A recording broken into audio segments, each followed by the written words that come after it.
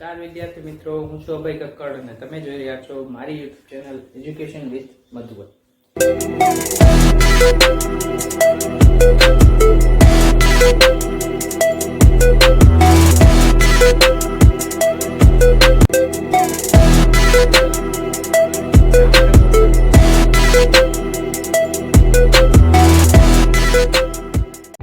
તો આજનું એક્સપ્લેનેશન ચાલુ કરીએ પહેલાં થોડાક ઇમેજીસ મારે તમને બતાવવા છે કે લોકો કઈ રીતે સ્ટ્રેસમાં પડે છે. જો અહીંયા દેખાય છે આ ભાઈ છે, એની સામે મોબાઈલ છે, કોઈ આંગળીઓ ચીંધે છે, કોઈ પૈસા આપે છે, કોઈને એના કોન્ટ્રાક્ટની ચિંતા છે. તો આવી કેટલી બધી ચિંતાઓ છે. આ તો જે ચિંતાઓ છે પરિપક્વ માણસની છે. બીજી આગળ જોઈએ તો એક લેડી છે. જે લેડી છે એને શું સ્ટ્રેસ છે જોઈએ તો લેડીને પણ ઘણા બધા સ્ટ્રેસીસ છે અહીંયા આપેલા છે. આગળ વધીએ તો સ્ટ્રેસ છે એનું મેનેજમેન્ટ કઈ રીતે આપણે કરી શકશું તો કે મ્યુઝિક સાંભળીને, થેરેપી કરીને, સ્પા, એક્સરસાઇઝ, હોબી, આપણો જે શોખ છે એ મુજબનું જીવીને પણ આપણે સ્ટ્રેસ છે એનું મેનેજમેન્ટ કરી શકીએ છીએ. પછી અહીંયા જુદા જુદા ઇઝી વેઝ આપ્યા છે સ્ટ્રેસને મેનેજ કરવાના. તો ઘણા એક્સરસાઇઝ કરે છે, ઘણા મેડિટેશન કરે છે, યોગા કરે છે, ઘણા મ્યુઝિક સાંભળે છે. તો આ બધા જુદા જુદા ડિફરન્ટ વેઝ છે સ્ટ્રેસને મેનેજ કરવાના. રિડ્યુસ સ્ટ્રેસને હંમેશા ઘટાડવો જોઈએ. આવા સરસ મજાના ઇમેજીસ જોઈ સ્ટ્રેસ ફ્રી રહેવા માટે અને સ્ટ્રેસ ફ્રી રહેવું જ જોઈએ એવી આશા છે. આપણે જે પાર્ટ છે એનું એક્સપ્લેનેશન હવે આગળ ચાલુ કરીએ. આ છે આપણો પાર્ટ 2, જ્યાંથી આપણે લાસ્ટમાં બાકી રાખ્યું હતું ત્યાંથી જ અહીંયા એક્સપ્લેનેશન છે આપણે શરૂ કરશું. તો ચાલો હવે આપણે શરૂ કરીએ આજનું એક્સપ્લેનેશન. સમજૂતી જોઈએ. શરૂ કરીએ છીએ. A good example of the interaction between mind and emotion is exam nerves.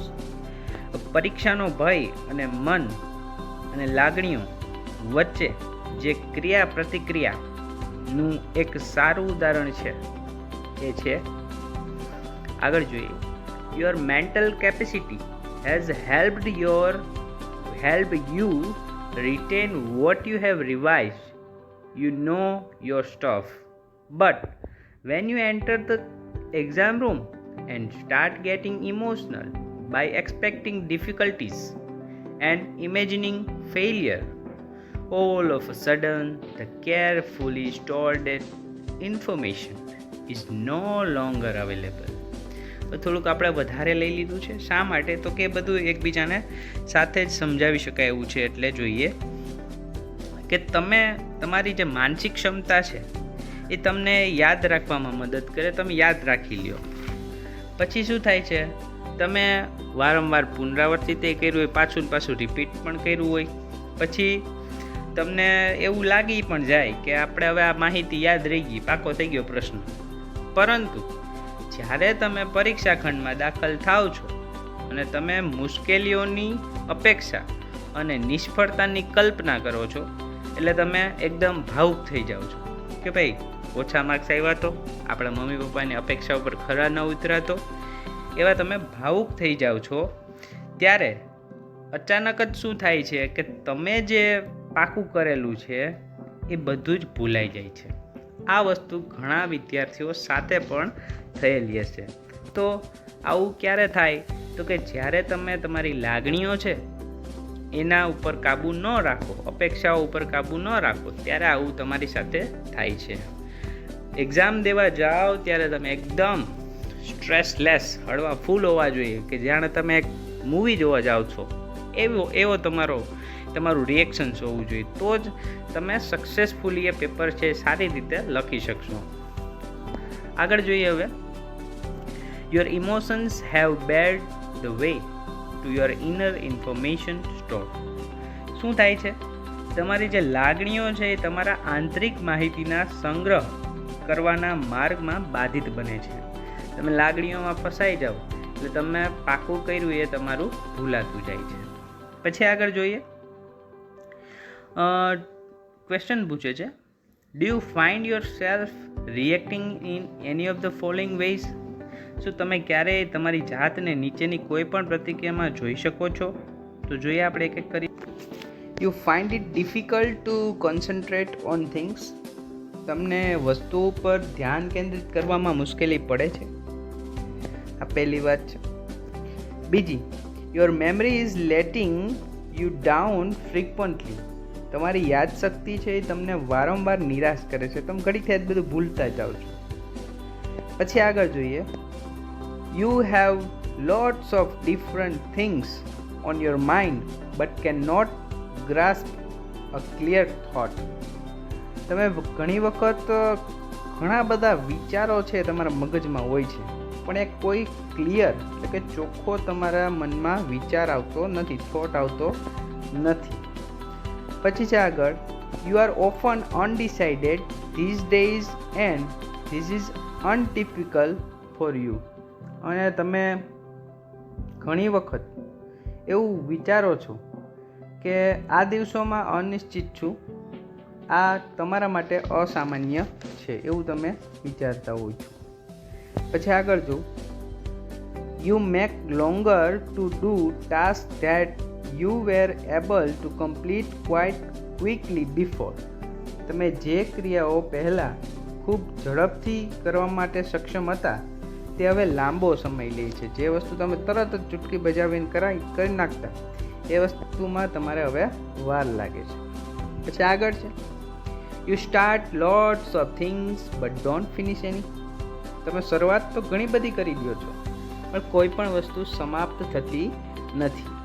આવું કરનારા લોકો કેવી રીતે હોય છે કે પાકી નોટ ઉતારતા હોય તો શું કરે, ગુજરાતીની ઉતારે, નામાની ઉતારે, આંકડાની ઉતારે, એમ બધી અલગ અલગ જે નોટો છે એ ભેગીથી કામ ચાલુ કરી દે અને પૂરી એક પણ ના કરી શકે. તો આવું ઘણા વિદ્યાર્થીઓ છે એ કરતા હોય, ઘણા લોકો પણ એવું કરતા હોય કે આ તો કે હું તો કરી દઉં, આ તો કે હું કરી દઉં. ઓલરાઉન્ડર બનવા જાય અને 0 રાઉન્ડર બની જાય, એવું ઘણી વખત થતું હોય છે. એટલે એવા જ. પછી આગળ જોઈએ, if yes then it gives a sign of mental stress present in you. ઉપરની જે બધી વાતો છે એના માટે જો તમારા જવાબ હા હોય, તમે જો હા પાડતા હોય તો તમારી અંદર માનસિક તણાવ છે એ હાજર છે, તમે ટ્રબલમાં છો એવું કહીએ છીએ. જો તમે ઉપરના બધાએ જે વાત કરી એમાં તમે સહમત હોય, હા પાડતા હોય તો. પછી આગળ જોઈએ, the better you deal with stress, the less your mental capacity will be affected. શું કહે છે આગળ? તમે વધુ સારી રીતે તણાવ સાથે વ્યવહાર કરો એટલી ઓછી તમારી માનસિક ક્ષમતા પર ખરાબ અસર થશે. એટલે આપણે જે છે એ તણાવને ટેકલ કરવાનો, એને દૂર કરવાનો. આગળ જોઈએ, the following exercise will help you build better stress resilience and rebalance yourself if your mental capacity has already started to suffer due to stress. તો થોડી ઘણી અહીંયા કસરતો આપી છે, ટ્રીકો આપેલી છે કે જેનાથી તમારે જે અંદર તણાવ છે, સ્ટ્રેસ છે એ તમે દૂર કરી શકો, એને તમે ઘટાડી શકો. એના માટે તમને આ નીચેની જે ટેકનિક્સ છે એ બધી મદદ કરશે. જો મિત્રો, આ ટેકનિક્સ પાઠ્યપુસ્તકમાં છે, ભણી લીધી એટલું જ નથી. તમારા જીવનમાં જ્યારે કોઈ તમે તણાવ અનુભવો, ક્યારેય પણ તમે સ્ટ્રેસ અનુભવો તો આ જે એક્સરસાઇઝ છે એનો ઉપયોગ કરવાની ખાસ સૂચના હું તમામ વ્યુઅર્સને આપું છું કે ભાઈ છે લખેલું તો ખાલી આ વાત બુકિશ જ ન રહી જવી જોઈએ, બુક પૂરતી જ સીમિત ન રહી જવી જોઈએ. તમે લોકો પણ એકવાર ટ્રાય કરો, પણ બને એટલું તો સ્ટ્રેસલેસ જ રહેવાનું જીવનમાં. પણ હું એવું નથી કહેતો કે કોઈને ક્યારેય સ્ટ્રેસ આવે જ નહીં. આવે ત્યારે તમારે આ એક્સરસાઇઝ છે એને ટ્રાય કરવાની છે. ચાલો હવે આગળ જોઈએ, સ્ટોપ ઓવર થિંકિંગ. પહેલી એક્સરસાઇઝ છે કે વધુ પડતું વિચારવાનું રોકો. જો માણસ છે ને એને ઘણા બધા વિચારો આવતા હોય, વિચારે જ રાખે. જો વધુ વિચારશે ને તો એ મેન્ટલ થઈ જશે અને વધુ કન્ફ્યુઝ થઈ જશે. એટલે વધુ પડતું વિચારવાનું રોકો. કઈ રીતે રોકાય તો જોઈએ, when tasks and pressures start building up, the mind can sometimes go into overthinking, and you come to the thought, I wish there was a switch in my head that I could flick and turn off all the thoughts going around in my mind. હવે જ્યારે તમારી પાસે કંઈ આમ કામનું ભારણ વધી જાય ત્યારે તમારું મન છે એ કેટલા બધા વિચારોમાં પડી જાય. જેમ કે કોઈ વિદ્યાર્થી છે ઘણી બધી નોટો ઉતારવાની એક સાથે આવી જાય તો કેટલા એનામાં વિચારો આવવા માંડે. આ સર શું સજા કરશે, આ સર ઘરે ફોન કરશે, આ સર મારશે, આ સર પપ્પાને બોલાવશે, મમ્મીને બોલાવશે, શું કરશે. તો આટલા બધા વિચારો છે એ તમે ફીલ કરો છો. આ એક વિદ્યાર્થી કક્ષાએ તમને આપું છું. બીજા તો પ્રોફેશનલ લેવલે પણ ઘણા વિચારો છે એ મનમાં શરૂ થઈ જાય.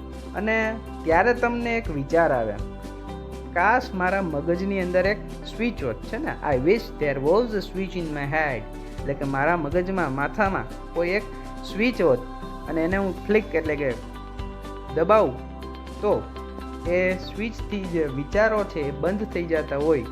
તો એવું હોય તો, એવી સિસ્ટમ હોત તો એવું આપણે વિચારી લઈએ છીએ.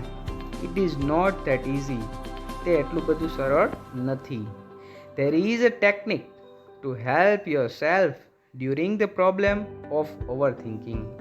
એના માટે અહીંયા ટેકનિક આપેલી છે જેનાથી તમે જે સમસ્યા છે ઓવરથિંકિંગની પ્રોબ્લેમ છે એમાંથી તમે બહાર નીકળી શકશો, તમારી જાતને તમે મદદ કરી શકશો.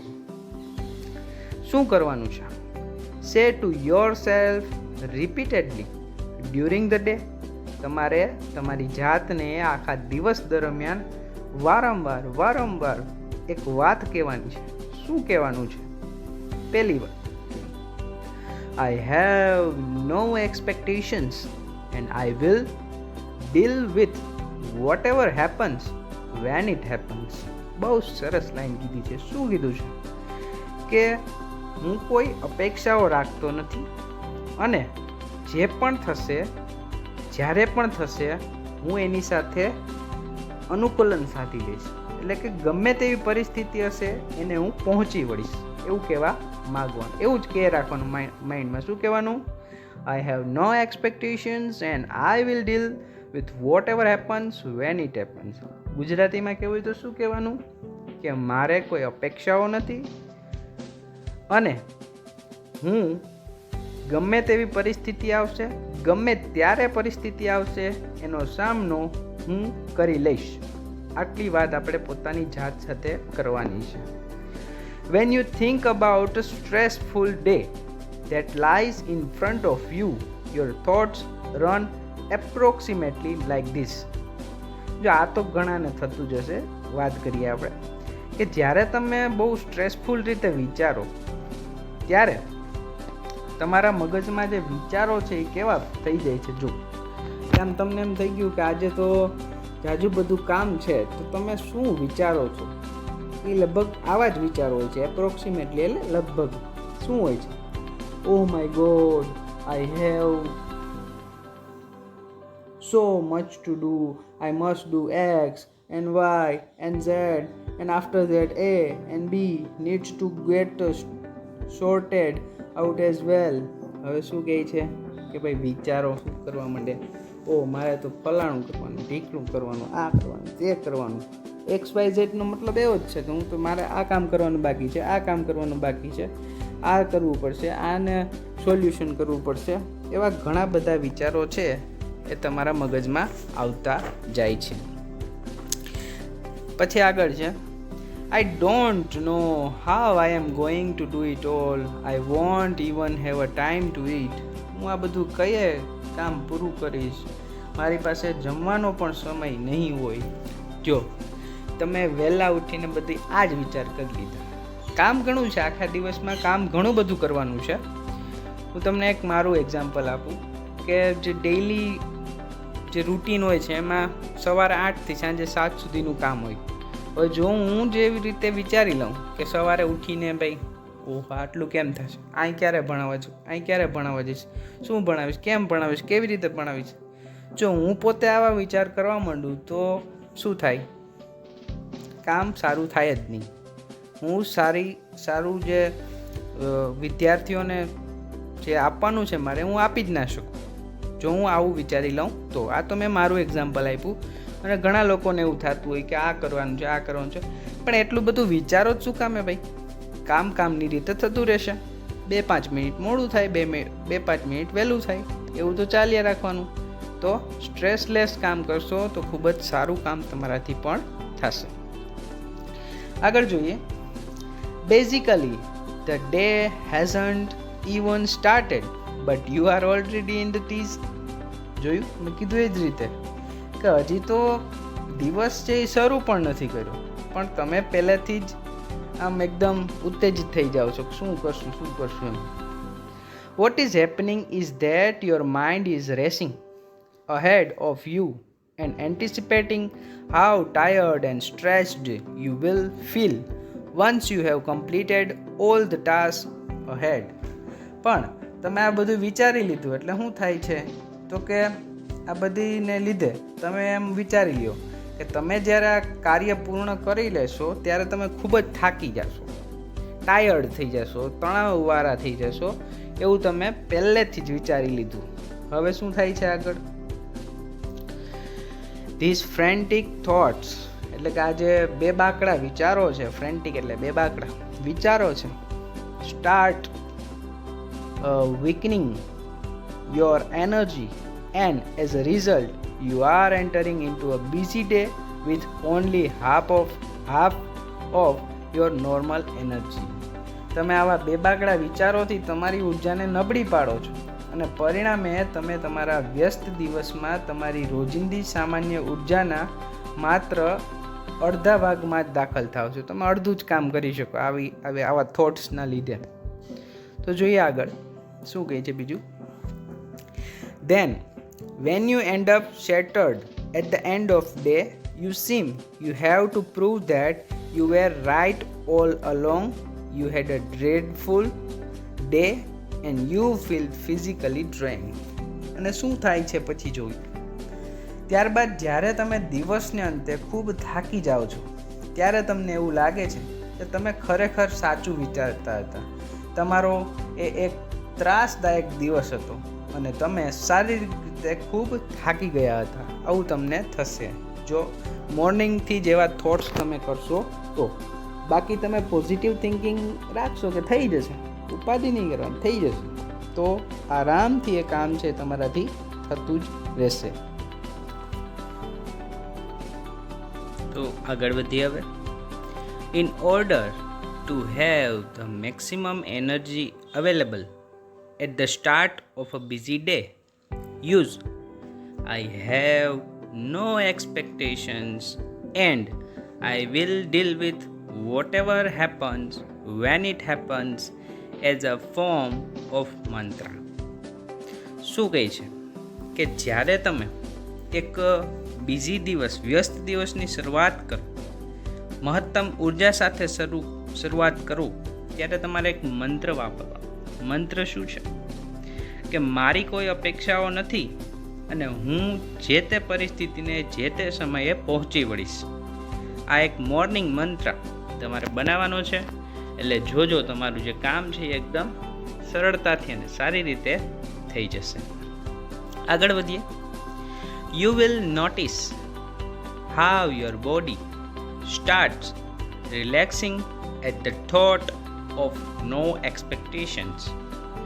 હવે જો તમને ખબર પડશે કે કોઈ અપેક્ષાઓ રાખવાની નથી, એટલા વિચાર માત્રથી તમારું જે શરીર છે એ કેવું થઈ જશે? એકદમ રિલેક્સ, એટલે હળવું થઈ જશે. પછી આગળ વધીએ.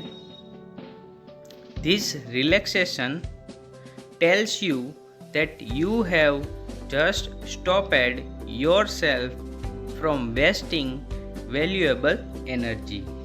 અને આ તમે વિચાર કરી લીધો એનાથી શું થશે તો કે તમે છે પોતાને એ જે તમારી મૂલ્યવાન ઉર્જા છે એને વેડફતા અટકાવ્યા. તમારી જે ઉર્જા છે ને તમે કઈ રીતે વેસ્ટ કરતા હતા અહીંયા તો કે તમે એવું નેગેટિવ થિંકિંગ કરીને તમારી જે ઉર્જા છે એને વ્યસ્ત કરતા હતા, એને હવે તમે રોકી લીધું. હવે તમે તમારી ઉર્જા છે એ વેસ્ટ જવા દેતા નથી. જો આગળ હવે શું છે?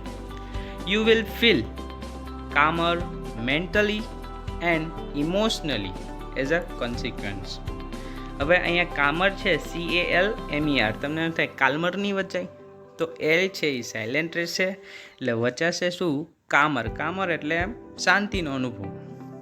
એટલે હવે તમને શું થશે આગળ કે તમે આ જે વિચારી લીધું કે ભાઈ મારે કોઈ અપેક્ષાઓ નથી, એનાથી તમે એકદમ રિલેક્સ થઈ જાઓ છો અને તેને પરિણામે તમે માનસિક અને ભાવાત્મક શાંતિ છે એ અનુભવો છો. ઇમોશનલી એટલે ભાવાત્મક, બરાબર, મેન્ટલી એટલે માનસિક, એ તમે શાંતિ અનુભવો છો. ત્યારબાદ હવે નેક્સ્ટ જે એક્સરસાઇઝ છે એ જોઈએ, એ છે સેલ્ફ હાઇપ્નોસિસ. હવે સેલ્ફ હાઇપ્નોસિસમાં શું કરવાનું છે તો જોઈએ. એનું પહેલાં તો ગુજરાતી કહી દઉં, સ્વસંમોહન શુદ્ધ ગુજરાતી થશે. તો જોઈએ આગળ. You can use this self hypnosis state to relieve mental stress. તમે આ જે માનસિક તણાવ છે એ ઓછો કરવા માટે આ સ્વસંમોહનની રીત છે એ વાપરી શકો છો. Try the following exercise. તમે નીચેની જે કસરત છે એ કરવાનો પ્રયાસ કરો. It becomes easier with your eyes closed. અને એકદમ સરળ બનશે. ક્યારે સરળ બનશે? વધુ સરળ ક્યારે બનશે? તો કે જ્યારે તમે તમારી આંખો બંધ કરી અને આ એક્સરસાઇઝ કરશો તો તમારા માટે સહેલું રહેશે. સ્ટેપ્સ કીધા છે, જોઈએ પહેલું સ્ટેપ છે શું કહે છે કે શું કીધું? Settle back in a chair and close your ice.